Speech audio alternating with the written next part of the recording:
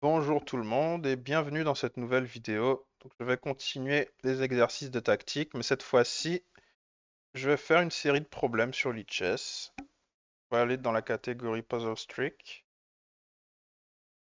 Et le mode de jeu, il est assez simple. Vous devez résoudre le plus d'exercices possible à la suite. Et si vous faites une erreur, vous avez perdu et vous devez tout recommencer. Donc, ce que j'aime bien, c'est comme dans une vraie partie. Si vous faites une erreur, vous avez perdu, donc il faut vous concentrer pour ne pas en commettre. Et la difficulté est progressive, donc les premiers exercices vont être assez basiques, mais plus on avancera et plus ça demandera des efforts. Donc ce que je vous conseille, c'est de vous engager activement et de chercher les solutions par vous-même en mettant la vidéo sur pause après que chaque position aura été affichée à l'écran. Le premier exercice, il est relativement simple. Donc on voit le roi et la tour qui sont alignés. Si on fait tour 8 échec, c'est une enfilade et on va gagner la tour.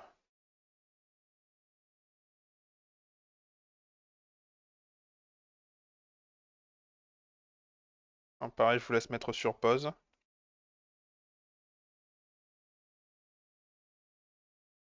Donc ici, on n'a pas d'échec, donc on va regarder les prises possibles. Tour prend A3, tour prend B4. On remarque qu'il y a un vis-à-vis entre les deux tours sur la colonne A et la tour en A1. Donc, s'il n'y a plus de pion ici, la tour elle est en prise. Donc ce que je vais faire, c'est que je vais faire tour prend B4 et je vais gagner une pièce. En cas de A prend B4, j'ai tour prend A1, échec, et j'aurai une tour de plus. Et là, oui, hein, c'est un échec inoffensif, je fais juste 3 H7 et c'est fini. Hop. Et 10 tours de plus, c'est une pièce de plus. Parce que je sacrifie une qualité pour gagner une tour. Je vous laisse mettre sur pause. Alors ici, les échecs sont inintéressants puisqu'ils donnent tous la dame. Je vais regarder les prises. Je vais commencer par regarder dame prend D2. Le coup forcé, c'est tour prend D2. Ce sera un échange de dames. Et après, il n'y aura plus rien pour défendre la première rangée. Donc si je fais le coup de tour C1, ce sera une double attaque. Je fais échec et j'attaque le fou, donc je vais gagner le fou. Hop. Et là, j'ai une pièce de plus. Bon, là, on a une dame de moins, donc on n'a pas de temps à perdre. Il faut trouver quelque chose de fort. On regarde les échecs.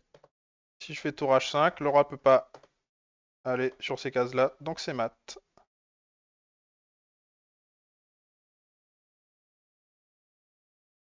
Alors, là, on a une finale.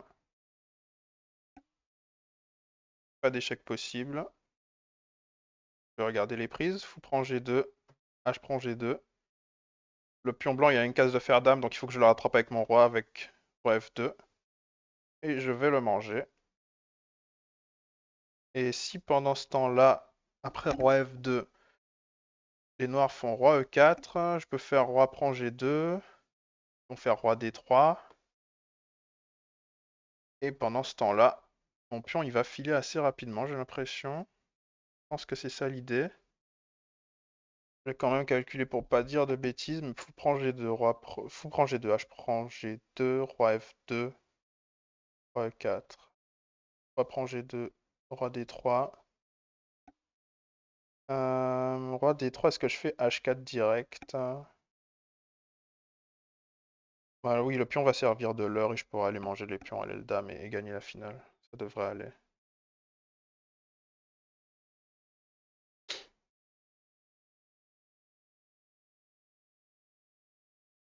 Bon, celui-là, il est relativement facile. Vous pourriez l'avoir trouvé sans avoir mis la vidéo sur pause. Là, le seul échec dans la position, c'est dame prend H2 et c'est échec et mat. La dame est protégée et elle peut pas être mangée. Le roi n'a pas de case où s'enfuir.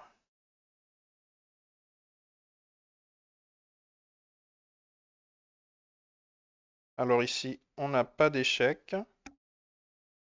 On va regarder les prises. On a ça comme prise. Tour prend B2, cavalier prend F5. On va d'abord regarder tour prend B2 qui a l'air de gagner une pièce.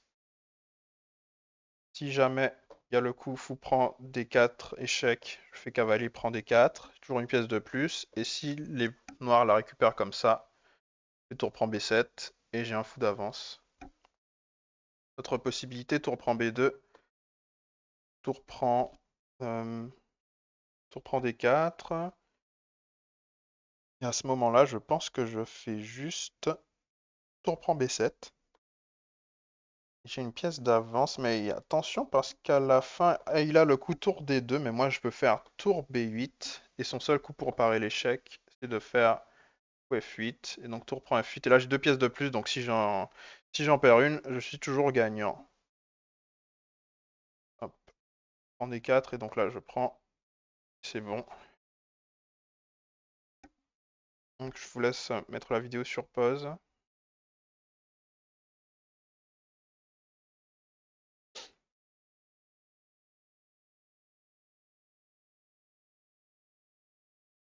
Ici c'est assez simple. Si je joue le coup Dame H1, le roi blanc est obligé d'aller en F2. Et après je peux faire cavalier H3 et il aura plus de cases. Hop. Le roi peut pas, après Dame H1, le roi ne peut pas aller ici, donc il est obligé d'aller en F2. Et après cavalier H3, on prend la dernière case, du roi, et donc c'est mat.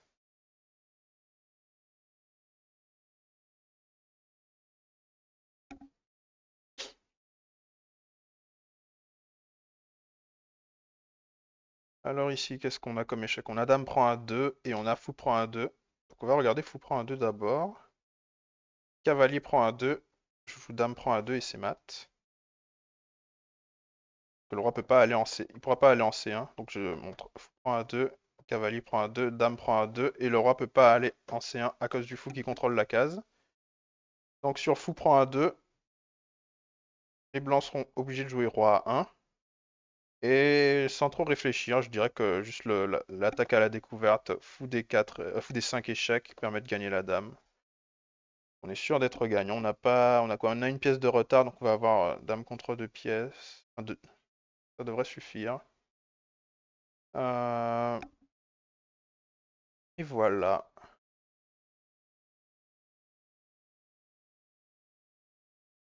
Donc celui-là, il est relativement simple. Et on regarde l'échec dame E6. Le roi n'a plus de case, donc c'est mat. La dame est protégée.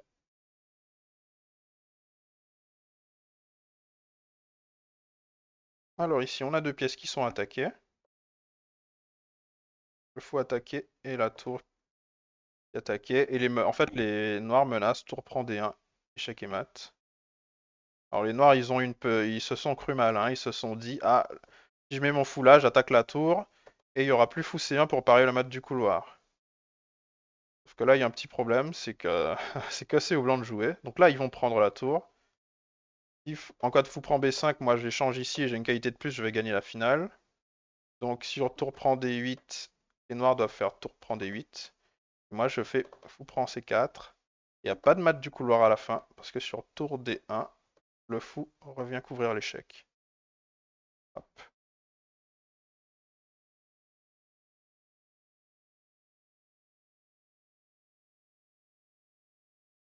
Bon, là, il n'y a pas trop à réfléchir.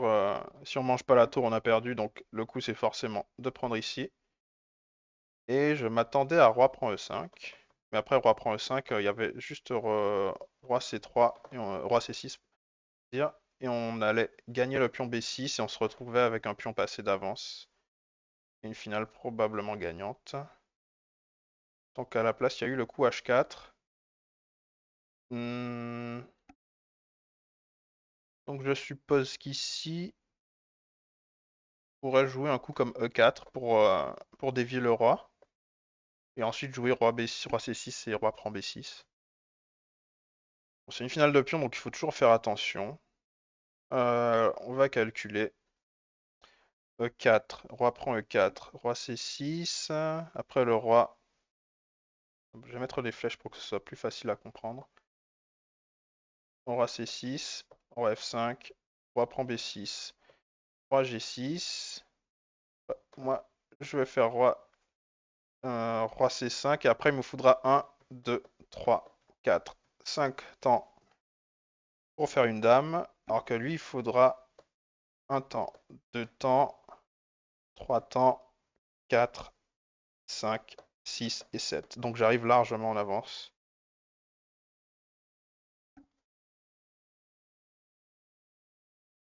Alors ici, les blancs viennent de jouer le coup fou G5. Moi, la première chose que je vois, c'est que ce fou, il n'est pas défendu. Et quand on voit une pièce pas défendue, faut trouver un moyen de la gagner.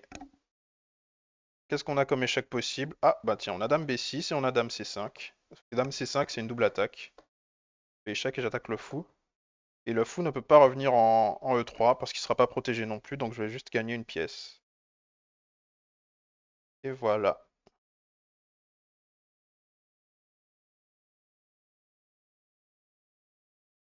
Alors, le rapport matériel, c'est quoi ici? On a une qualité de moins. Donc si je me contente de faire un coup comme dame E8, après roi H7, je vais juste faire dame prend F7 et j'aurai une pièce d'avance. Et en plus, le cavalier sera cloué, enfin, la position a l'air calamiteuse pour les noirs.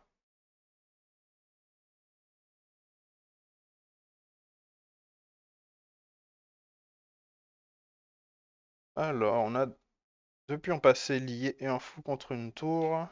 On va regarder en premier, comme dans tous les problèmes, ce sont les échecs. Donc il se passe quoi si je fais C7? Bah, je suppose que il va y avoir roi C8. Et après, est-ce que je peux jouer D6? Un D6, ça a l'air bien. Peut-être roi C8, D6, tour C6. Après, je peux peut-être jouer un coup comme roi E7 avec l'idée de jouer D7. Ça a l'air quand même assez fort. Donc roi C6, C6, C7. En cas de roi E8, je pense que je fais quand même D6 et je menace de faire dame. Tour prend ici. Bon, oui, celle-là, cette ligne-là, j'ai pas analysé, mais j'avais qu'à le gagner. Après, on prend C7, roi prend C7 et roi E7. Et la finale, le pion est gagnante puisqu'on contrôle les 3 cases d'avancée du pion, donc on va pouvoir faire une dame.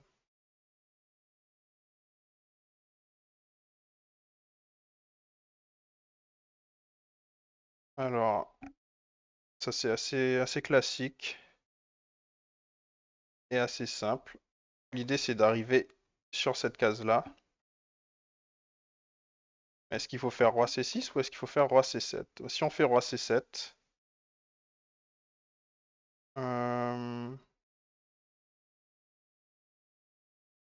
c'est marrant, je vois pas la différence. Je sais que le coup c'est roi C6, mais alors, qu'est-ce qui se passe si on joue roi C7? Pourquoi ça ne gagnerait pas? Roi C7, il y a peut-être roi C5. Et sur roi B7, roi D6, roi prend A7 et roi C7 et ça fait nul, d'accord. Donc en fait, bon, je montrerai la ligne juste après le problème. Alors, je vais désactiver cette option pour que le problème, bon, ça se voit pas à l'écran, mais pour que le problème suivant ne s'affiche pas automatiquement. Donc, le coup c'est roi C6. En fait, on va prendre l'opposition pour bloquer le roi adverse et l'empêcher de se rapprocher. Donc là, il va s'écarter et on va venir en B7, manger le pion. Et ici, on va venir en B8, il manger en B7, mais se manger en A7.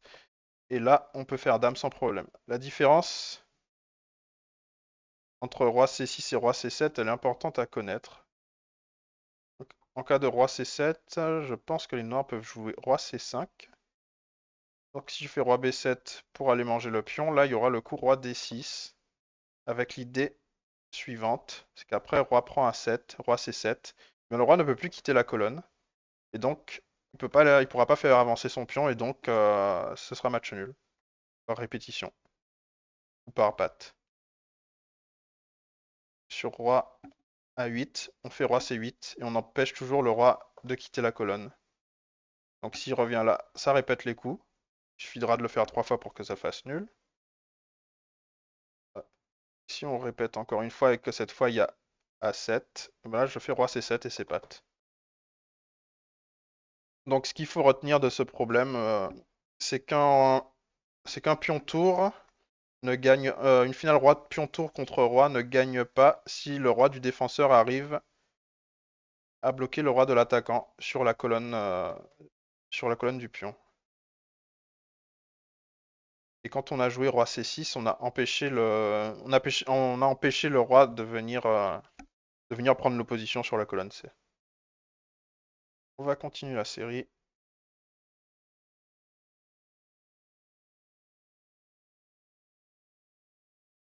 Ce qui se passe ici, on a 3 pièces autour du roi noir. Donc, le roi noir, il est enfermé. Donc si je fais cavalier F7 échec, roi a pas de case, donc ça force le coup dame prend F7 et après tour prend F7. On a gagné une dame. Et est-ce que ça suffit à gagner? Parce que... Est-ce que ça suffit à gagner? On attaque, oui, d'accord. Ça suffit à gagner parce qu'on attaque le fou et on menace dame 5 mat. De toute façon, c'est matériellement gagnant en fait, puisqu'on a dame contre tour et fou. Hop. Et l'échec ici. Alors ici, il n'y a qu'un seul coup qui gagne. Il y a qu'un seul coup qui permet de s'en sortir. J'aurais pas dit. Euh, C'est quoi la différence entre roi H1 et roi F1? Hop, réfléchissons. Roi F1, moi je menace toujours dame 5. J'attaque toujours le fou.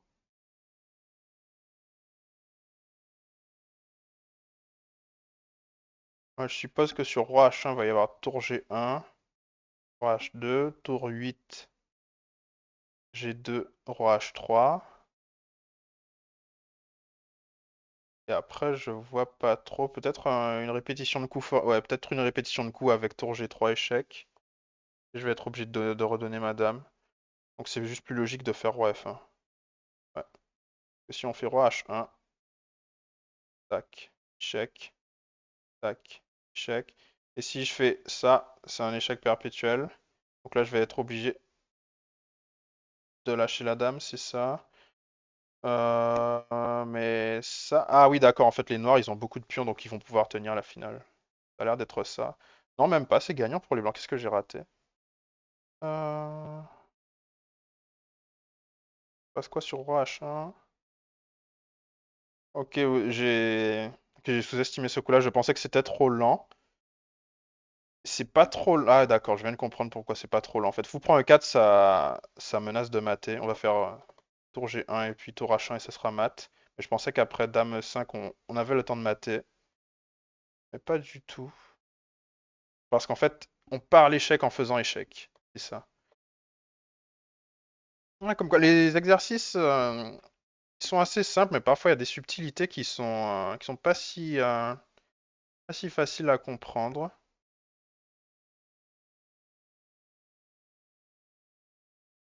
Mais bon, on va continuer la série.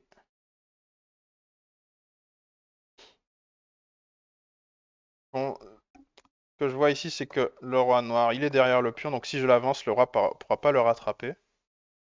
Et la case de promotion, elle est noire, donc le fou va avoir plus de mal à rattraper le pion. Donc le premier coup que je vais regarder ici, c'est H6. Et il faudrait que le fou puisse m'empêcher de venir en H7.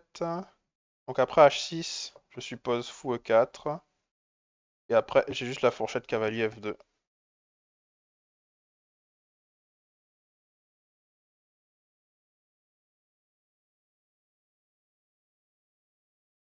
Et donc, dans cette position, on fait juste H7 et le pion est irrattrapable. Donc là, c'est une double attaque, mais on s'en fiche, on va juste faire une dame. Et la variante que j'ai montrée, c'est fou E4. Hop. Le roi va venir ici. Et donc on va manger le pion et on va avoir un cavalier de plus en finale. Donc ça va être assez facile à gagner. Je vais juste faire cavalier C5 ou cavalier D6 pour aller manger un des deux pions. Au final, ça gagne assez facilement. Je vais m'arrêter là pour cette vidéo. Je reprendrai la série dans une prochaine vidéo.